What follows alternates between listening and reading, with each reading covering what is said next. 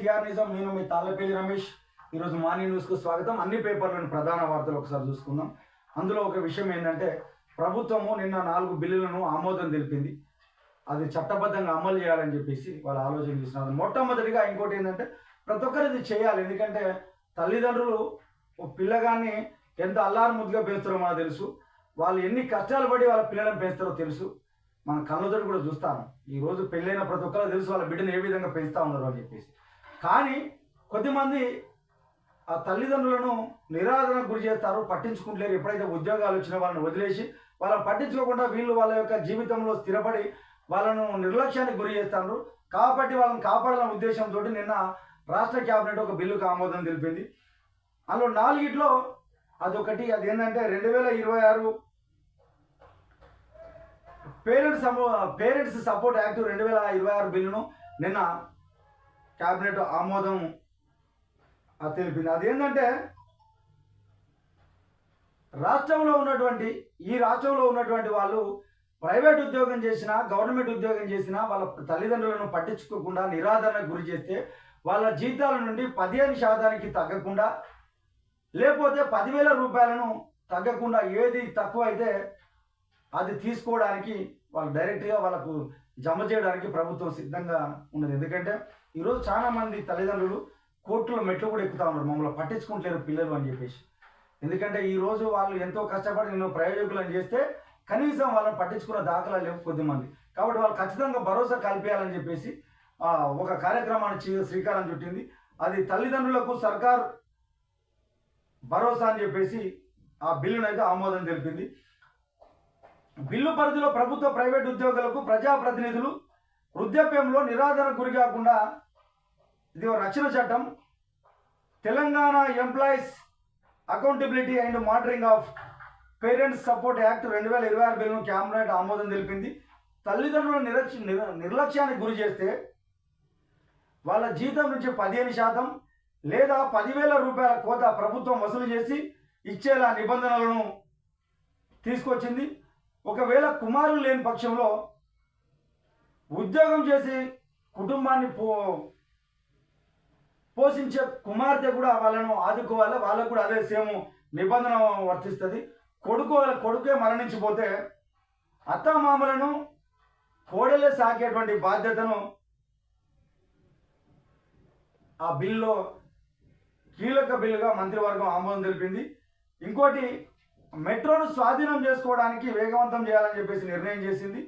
కుల సర్వే నిపుణుల కమిటీ ఇచ్చిన నివేదికను అధ్యయనం చేస్తూ ఉన్నది. ఇంకోటి 4 బిల్లులను క్యాబినెట్ అయితే ఆమోదం అయితే తెలిపింది.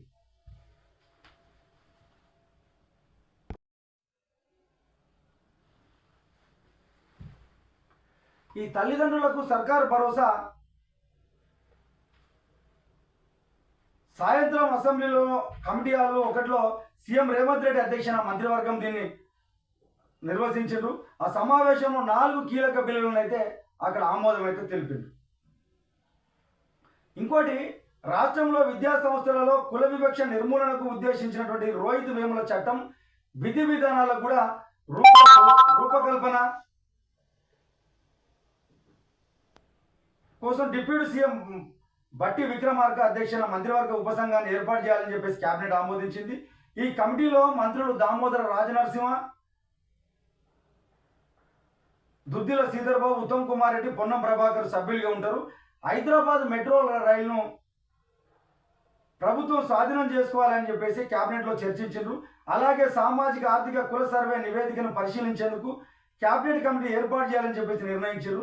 రాష్ట్రంలో పాపం వీళ్ళు చేస్తూ ఉంటారు గిగ్ వర్కర్లు, డెలివరీ బాయ్స్, వాళ్ళకు సంబంధించినటువంటి దాన్ని కూడా వాళ్ళ సంక్షేమ భద్రత కోసం తెలంగాణ ప్లాట్ఫామ్ గెస్ట్ గిగ్ వర్కర్ల రిజిస్ట్రేషన్ సొసైటీ చట్టం 2026ను క్యాబినెట్ ఆమోదం తెలిపింది. న్యాయవాదుల రక్షణ కల్పించేందుకు కూడా ఉద్దేశించిన తెలంగాణ అడ్వకేట్ ప్రొటెక్షన్ యాక్ట్ 2026 బిల్లును కూడా క్యాబినెట్ ఆమోదం తెలిపింది. చూడాలి, ఏదో మంచిగానే చూసుకోవాల్సిన సందర్భం. ఇంకోటి కూడా చేస్తే బాగుంటుంది సార్. ఎందుకంటే ఈ రాష్ట్రంలో ఎవరైతే ఉద్యోగాలు తీసుకుంటున్నారో వాళ్ళ పిల్లలు పోయేమో ప్రైవేట్ కార్పొరేట్ స్కూళ్ళలో చదువుతా ఉన్నారు. వాళ్ళు వచ్చేమో మేము గవర్నమెంట్ స్కూళ్ళలో మేము పిల్లల బతుకులు బాగు చేస్తాం. వాళ్ళకు కూడా ఈ చట్టం ఒకటి తీసుకొస్తే బాగుంటుంది సార్. ఎందుకంటే వాళ్ళ పిల్లలను అక్కడ చదివిస్తే నిజంగా అందరికి న్యాయం చేసిన వాళ్ళు అవుతారు. వాళ్ళు కూడా వాళ్ళకు అన్ని భరోసా కల్పించిన వాళ్ళు అవుతారు. కాబట్టి వాళ్ళ పిల్లలను కూడా ఎవరైతే గవర్నమెంట్ ఉద్యోగాలు తీసుకుంటున్నారో వాళ్ళ పిల్లలను కూడా తీసుకొచ్చి గవర్నమెంట్ స్కూల్లోనే చేర్పియాల్సిన చట్టం కూడా తీసుకురావాలని చెప్పేసి టీఆర్ఎజం నుంచి చిన్న ప్రజల తరఫున చిన్న విజ్ఞప్తిని తెలియజేస్తా ఉన్నాం సార్. ఈరోజు వేల కోట్లు ఖర్చు పెడతా ఉన్నారు విద్యా వ్యవస్థలో, కానీ జీతాల రూపంలో వాళ్ళకి పోతా ఉన్నది. కానీ వీళ్ళు ఆ జీతాలు తీసుకొని వాళ్ళ పిల్లలను ప్రైవేట్ కార్పొరేట్ స్కూళ్ళలో పంపిస్తూ ఉన్నారు. మరి ఇక్కడేమి వాళ్ళు ఇవాళ ఏం బాగు చేస్తారో ఒకసారి మనం చూడాల్సిన సందర్భాలు ఈరోజు గుండె మీద చేసుకొని చూడాలి సార్. ఇది ఒకటి పెద్ద మనసు చేసుకొని ఆలోచించాలి ప్రభుత్వం కానీ, ప్రతిపక్షాలు కానీ, సమాజం కానీ. ఎందుకంటే ఈరోజు ఏ పిల్లలు ఎక్కడ చదువుతా ఉన్నారు, ఎవరు ప్రభుత్వం నుంచి ప్రజలకు అనేటువంటి డబ్బులను ఉద్యోగ రూపంలో తీసుకొని వాళ్ళ పిల్లలను ఎక్కడ చదివిపిస్తున్నారో ఒకసారి ఆలోచన చేసుకోవాలి. వాళ్ళ పిల్లలను కూడా ఇక్కడ చదివాలని చెప్పి చట్టం తెస్తే బాగుంటుంది. ఎందుకంటే తల్లిదండ్రులను నిర్లక్ష్యం చేసినందుకు చట్టం ఇది 100% సూపర్ సార్. మీలాంటి ముఖ్యమంత్రి ఉన్నందుకు రాష్ట్రము పోతుందని చెప్పేసి అనిపిస్తా ఉన్నది సార్. ఏదేమైనప్పటికీ క్యాబినెట్ 4 వాటిని ఆమోదం తెలిపింది అని చెప్పి చెప్తాం. నిజంగా ఈ ప్రైవేట్ స్కూళ్ళకు సంబంధించి పిల్లలైతే ఎవరైతే పంపిస్తున్నారో గవర్నమెంట్ ఉద్యోగాలు తీసుకొని వాళ్ళ పిల్లలను కూడా గవర్నమెంట్ స్కూల్లోకి చేర్చాలని చెప్పేసి ఒక నిబంధన తీస్తే బాగుంటుందని చెప్పేసి టీఆర్ఎస్ నుంచి గుర్తు చేస్తా ఉన్నాం.